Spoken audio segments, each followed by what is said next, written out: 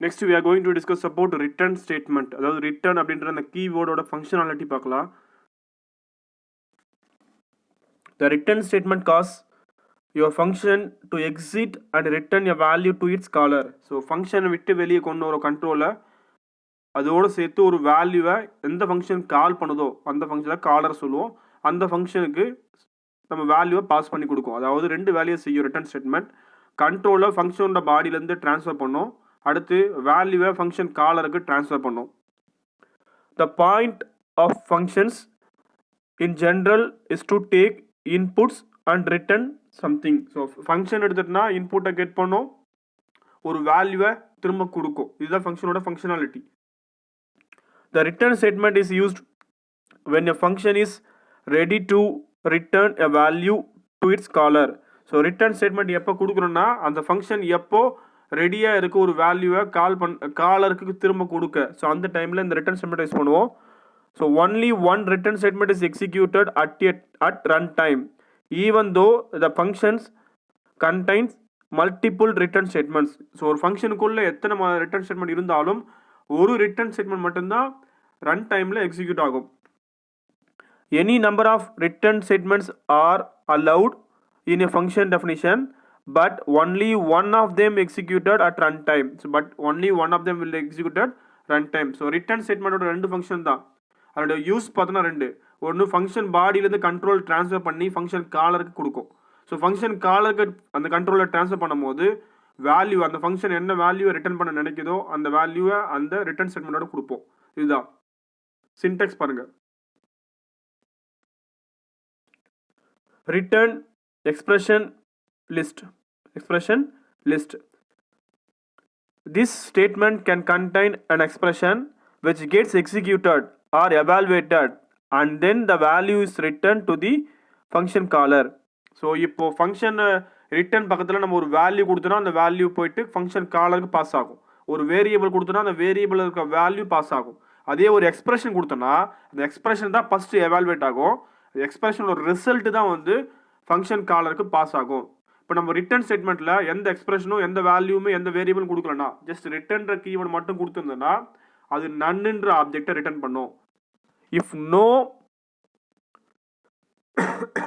if there is no expression in the statement or the return statement itself is not present inside a function definition, then the function will return the nothing, that is none object.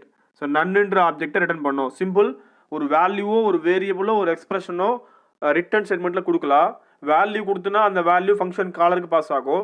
Variable கொடுத்தனா அந்த வேரியபிளோட value வந்து function காலருக்கு pass ஆகும்.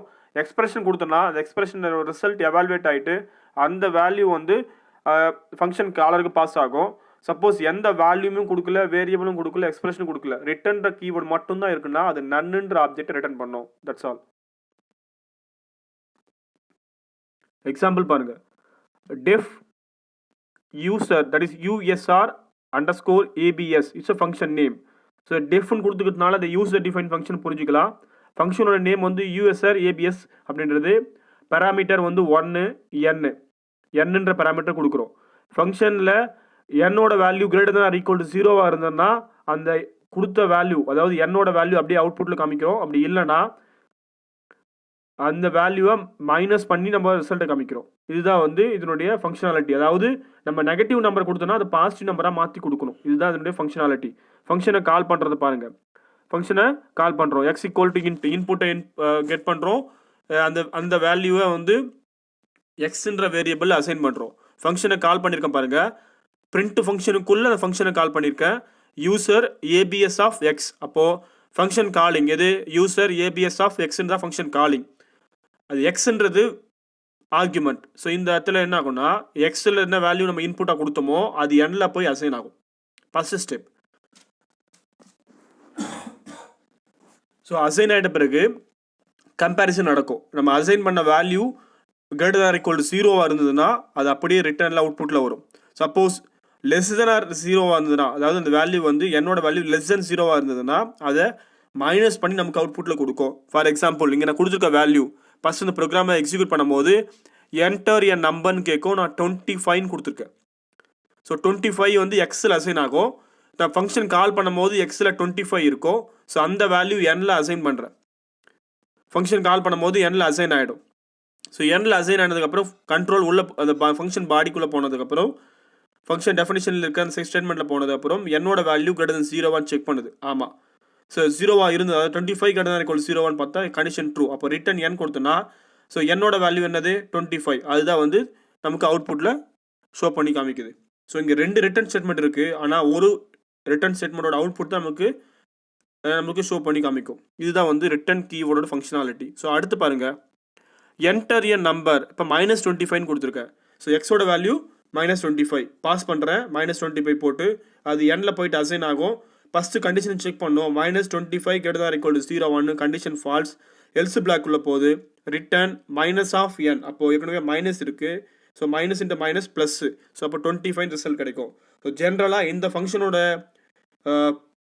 Working principal என்னென்னு பார்த்தோன்னா, negative நம்பரை positive நம்பராக மாற்றுறது தான். நெகட்டிவ் நம்பரை positive number, suppose positive number கொடுத்தோன்னா பாசிட்டிவ் நம்பரே அவுட்புட் காமிக்கிறது தான். ஸோ ரிட்டன் கீவேர்டை பொறுத்த வரைக்கும் ஃபங்க்ஷனோட கண்ட்ரோலை ஃபங்க்ஷன் காலருக்கு ட்ரான்ஸ்ஃபர் பண்ணோம் along with the value which are given in the return statement.